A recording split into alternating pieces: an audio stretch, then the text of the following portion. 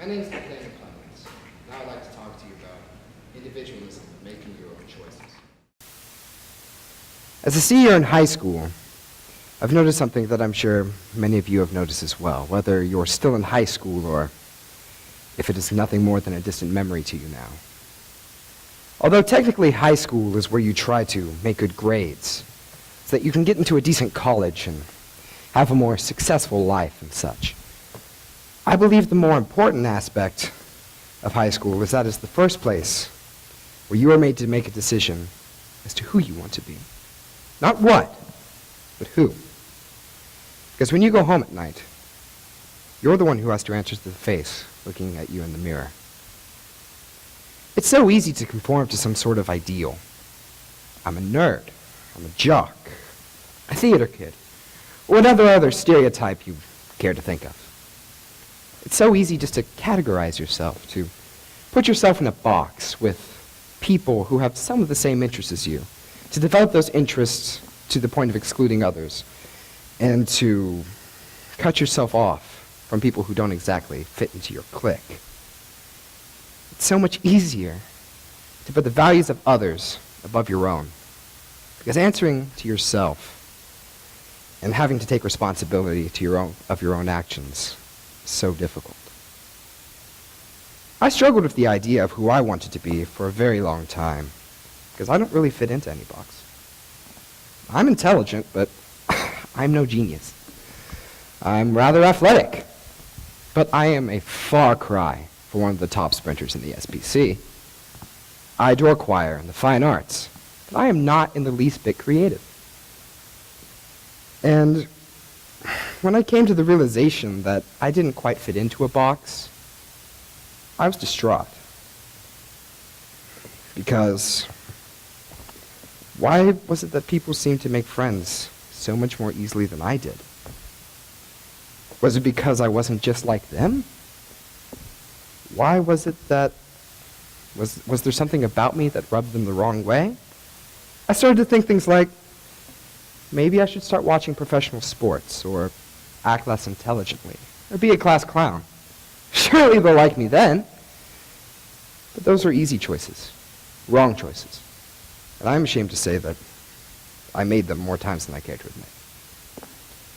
This crisis of identity, or rather the lack thereof, happens to everybody at some point, but of course, when it happened to me, I felt horribly alone. But then, one rather rainy Sunday morning, over a cup of coffee and an excellent quote, I came to realize that it's not about what others think of you. It's about what you think of you. It's about whether or not you can look into a mirror and be proud of the person you see and of what that person has and has not done. It's about being able to choose what is right, not what is easy. Because when you think about it, the only things you will ever truly be able to own in your life are the decisions you've made. And when I acted on this realization and began making decisions based upon what I wanted to accomplish, rather than simply conceding to the demands and expectations of others, I discovered two things. First, and arguably most importantly, I was far more happier and far more productive than I had ever been in my entire life, as it is far more satisfying to do work and accomplish goals that you have set aside for yourself. Secondly, but arguably as important as the first, accomplishing my own goals gave me a sense of self-confidence and self-awareness that allowed me to make friends that respect me and value me for who I was and what I had to offer, rather than simply tolerate me as some sort of sycophant, desperately clawing for the slightest hint of recognition or praise. The quote I read is from Theodore Roosevelt, and it goes like this: "It is not the critic who counts, not the man who points out how the strong man stumbles, or where the doer of deeds could have done them better.